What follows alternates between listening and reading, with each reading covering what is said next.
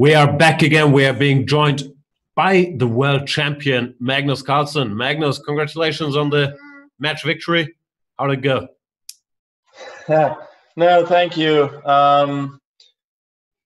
It wasn't an easy ride, that's for sure. But what can I say? I'm happy to have made it in the end. Yeah, it was a bit of a roller coaster. Were you actually worried at any particular moment? Because I still felt like you had things under control. Even after losing that game, I felt like you didn't panic. It's not your speciality to panic, is it really? But... No, so the thing is, I wanted to, I mean, truth be told, I wanted to crush him today. So you wanted to crush him? What? Explain. What? So I felt like a narrow win wouldn't really make up for the fact that I actually lost the match to the guy. So I really felt like today I should go for. The match should be over after 3 games. That's what I thought. Mm-hmm. That's what I wanted. And the fact that that didn't happen, yeah, it kind of pissed me off. And I still played, I think, decently in the first and third games. Mm-hmm. That was okay, but yeah, still I feel like should have done more. But you know, as we say in the business, it's the result that matters. You beat him in. I don't know. No. Have you had time to have a look at what happened in game 2? Well, because so there were. I felt like things were going pretty well for me up to a certain point. If we go back like a move, I don't know, 20 or so, it felt like I sort of regrouped really nicely. And yeah, as he goes knight c1, d5, it feels like g4 is never really good because I'm taking the bishop goes to h5. So yeah, he castles. And there were several things wrong with me playing c4, I have to say. The first one is that it's not the move I intended to make. The move I intended to make was de4, de4, and then c4. So that was the first thing that pissed me off. And the second thing is that it's probably not a good move at all. Because yeah, I'm getting my bishop b6, but I'd sort of, I'd missed. I mean, you're not going to believe what I'd missed. So my intention, instead of bishop b6, was to go knight f3, and then rook f3, and then queen d4 check, winning the rook on a1. Ah, that's a problem. Yeah. That is not a check. That's the main issue with that line. Otherwise, it probably would have been pretty nice. So I mean, I felt like my entire game was being upended in 2 moves. Like suddenly, I had to fight for survival because I've pretty much just given up a pawn and trapped my own knight. But fortunately, this bishop b6 was pretty good, and then queen a7. Yeah, I think objectively I'm probably quite all right here. Okay, so we go on. g4, yeah, knight e2 just felt too nice not to play. Yeah. And with the exchange here, sack here, I was not the least bit worried. I thought, practically speaking, I'm never losing this. And yeah, queen e2 was probably bad. I think he should have gone to g2. I don't know. It just felt like in the game after queen e2, I'm getting queen d4 and then queen e4, which is kind of a problem. Okay, so the game proceeds pretty much normally. King h3 takes. Bishop h6 is just the kind of move that feels nice to play, and by now it's pretty clear that with my superior, with these two bishops that in general aren't much worse than a knight and a rook, but also with an active queen and the safer king, I should be doing pretty well, at least practically speaking. Yeah, so he goes for rook b7. The line you were giving queen e4, I probably just have queen c3, right? Yeah, queen c3 I thought was very strong there. Yeah. So here, I mean, I'm gaining a4. I should be in total control. Yeah, rook g3, queen a1, knight f2. That's what he did, right? And the thing is, like, he doesn't even have a threat. I can just run with the a pawn. Yes, as you're even giving, like, I can even just run, and my position is so comfortable. Yeah. Do you think that's one of his greatest strengths, Magnus? That he's just very resourceful. That he can just find these.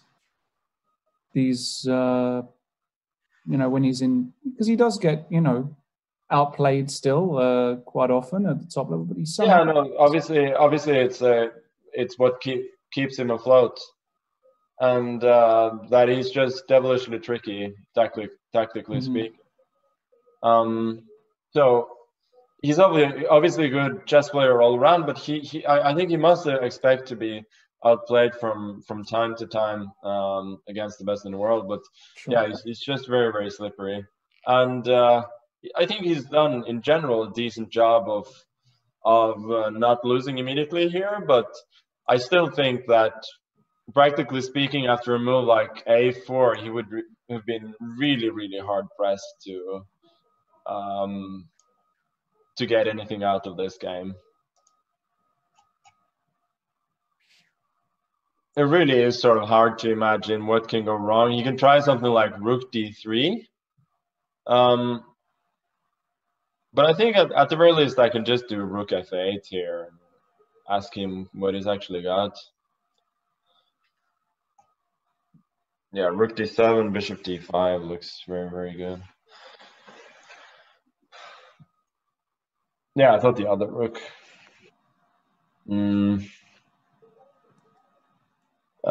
Yeah, okay. But so the thing is, when I went rook d2, I even seen queen g4, but I just thought queen f1 was mate, and obviously it is mate, but I'm not the one who's mating.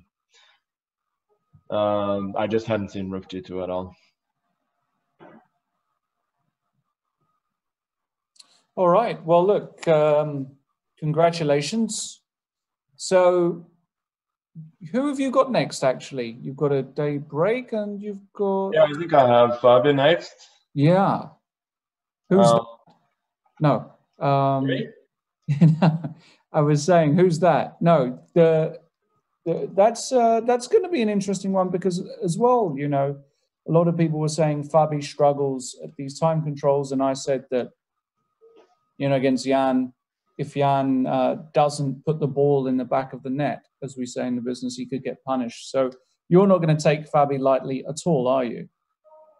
No, I mean, I thought, considering Jan a series favorite in the previous match, if anybody did that, that was a serious mistake. I think Fabi is very strong in general, so I think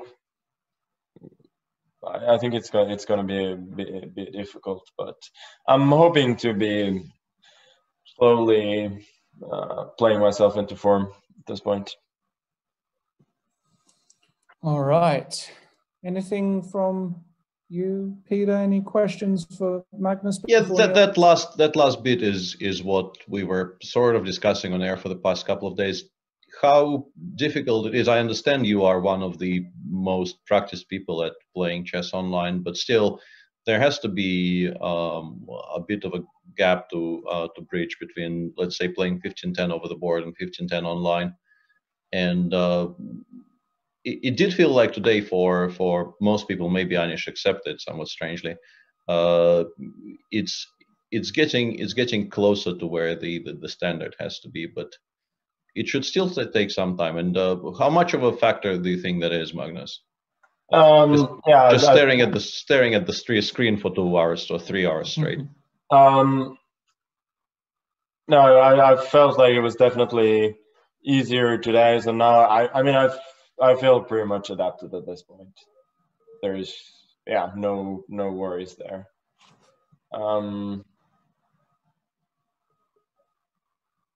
Because it did feel like in the first couple of days there were things which were difficult to explain, considering the star quality of the tournament, and there were definitely bits in there which should not happen to players of that caliber.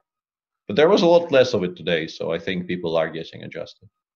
Yeah, I think today was a lot more normal, and I felt like today I actually played a couple of decent games of chess that wouldn't have been like crazy even at longer time controls. So yeah. All right. Well, look, well done. Always a pleasure, never a chore, as we say in the business. No, seriously though, it's nice to see fighting chess. You're going to have a big fight against Fabi in a couple of days, so now you're going to get prepared and rest up for that. We've got a big day tomorrow as well, and your boy Niels is ready to banter blitz on just now. So you'd be a fool to miss it. You'd be a fool to miss it, and you'd be a fool not to become premium, because Magnus himself often does his own banter blitz sessions where he gets to play against all of you guys, but you can only play him if you are premium. So remember to become premium, and you'll be able to do that. I think we're good. Jan, you're very quiet. Yes, sorry, I had some parenting on the side to do, but it looks like I once again have to ask the hard questions here. Magnus, the hair situation, is it because of Corona, or are you working on a man bun again? You have so much hair. I know. I think the hairdressers are actually opening next week. I asked my mother whether she would cut my hair here the other day, and nah, she didn't want to. Apparently, I'm a grown man and I have to deal with those things on my own, which I found neither satisfying nor true. So the situation, there is not going to be a man bun. At this point, I would just be copying Nepomniachtchi anyway. So yeah, this situation probably by the end of the tournament is going to be different. All right, we'll await curiously what's to come there. Thank you so much for joining, Magnus. Thank you, Thanks Magnus, everybody for watching, and challenge Niels. He needs a little challenge. See you tomorrow.